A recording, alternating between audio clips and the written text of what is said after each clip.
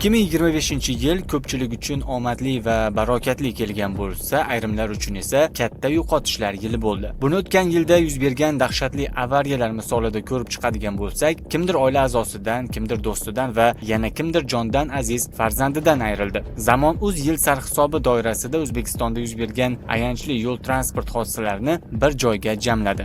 Yil boshida ijtimoiy tarmoqlarda Namangan viloyatining Chust tumanida dahshatli avtohalokat sodir bo'lgani va oqibatda 5 kishi halok bo'lgani haqida video xabarlar tarqalgandi. Viloyat ichki ishlar boshqarmasi yo'l harakati xavfsizligi boshqarmasining ma'lum qilishicha, 8-yanvar kuni Chust tumani Qorakapa mahalla fuqarolar yig'ini hududidan o'tgan Chust-Axchapop avtomobil yo'lining 8-kilometrida Lacetti rusumli avtomobilni boshqarib ketayotgan haydovchi boshqaruvni yo'qotgan va yo'lning qarama-qarshi yo'nalishiga o'tib, o'z yo'nalishida harakatlanib kelayotgan Damas va Labo rusumli transport vositalari bilan to'qnashuv sodir etgan. Biroq vafot etganlar haqida rasmiy axborot e'lon qilinmagan va holat yuzasidan surishtiruv ishlari olib borilgani bildirilgan, xolos.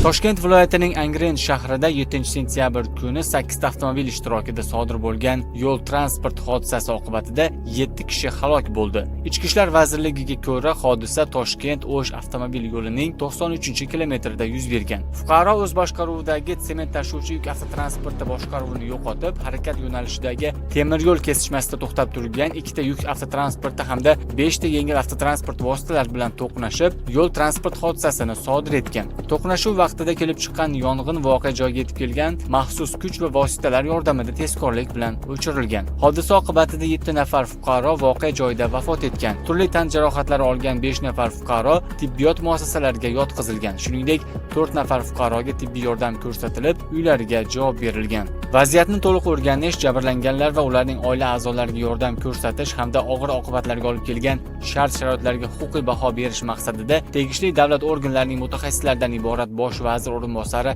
Ramatov boshchiligida hukumat komissiyasi tuzilgan.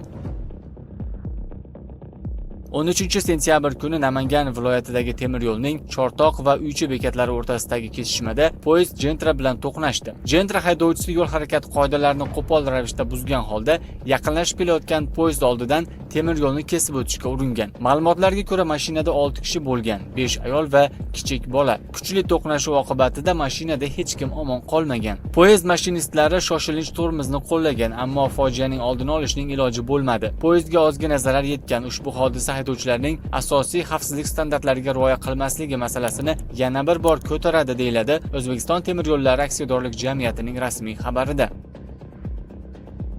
21-noyabr kuni ham Namangan viloyatida yo'l-patrul xizmat inspektori qoidabuzar haydovchi mashinada urib yuborishi oqibatida vafot etdi. Rasmiy xabarga ko'ra, soat 23:00 larda yo'l-patrul xizmat xodimlari tomonidan Namangan viloyati Davlatobod tumani hududida harakatlanib kelayotgan Onix rusumli avtomashinaga to'xtash ishorasi berilganida, tegishli hujjatga ega bo'lmagan haydovchi xodimlarga bo'ysunmasdan qochishga uringan. Shu vaqtda ratsiya orqali oldinroqda xizmat olib borayotgan katta serjant Vahobjon Mo'minovga mazkur avtomashinani to'xtatish chorasini ko'rish yuzasidan xabar berilgan. Vahobjon Mo'minov haydovchiga to'xtash ishorasini bergan vaqtida haydovchi yuqori tezlik bilan xodimni urib yuborib, uning hayoti uchun og'ir tan jarohati yetkazgan. Ko'rilgan tezkor harakatlar natijasida transport vositasining harakati cheklanib, haydovchi qo'lga olingan. Biroq katta serjant Vahobjon Mo'minov viloyat tibbiyot birlashmasiga olib ketilayotganida vafot etgan. Xuddi shu kuni Jizzax viloyati Sharof Rashidov tumanida Lacetti va Isuzu rusumli yuk mashinasi ishtirokida odam o'limi bilan bog'liq yo'l transport hodisasi yuz berdi. 2003-yilda tug'ilgan haydovchi Isuzu yuk mashinasida belgilanmagan joydan Samarqand yo'nalishidan Toshkent yo'nalishiga burilish uchun yo'lning qatnov qismiga chiqqan vaqtida Toshkent-Samarqand yo'nalishi bo'ylab harakatlanib kelayotgan Lacetti mashinasi bilan to'qnashgan. Oqibatda Lacetti dvigatel qismida yong'in kelib chiqib, mashina to'liq yonib ketgan. Lacetti haydovchisi hamda transport vositasi salonida bo'lgan 4 nafar yo'lovchi voqea joyida halok bo'lgan.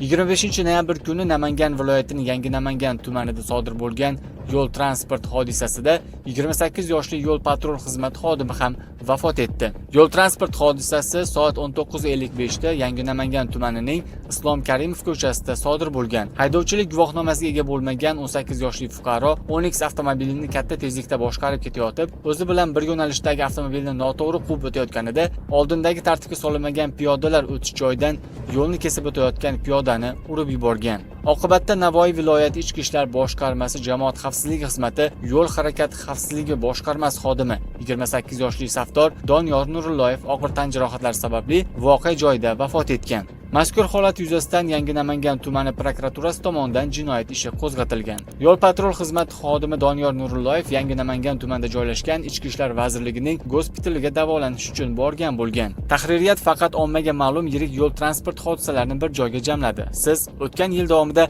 qanday avariyalarga guvoh bo'ldingiz? Fikrlaringizni izohlarda yozib qoldiring.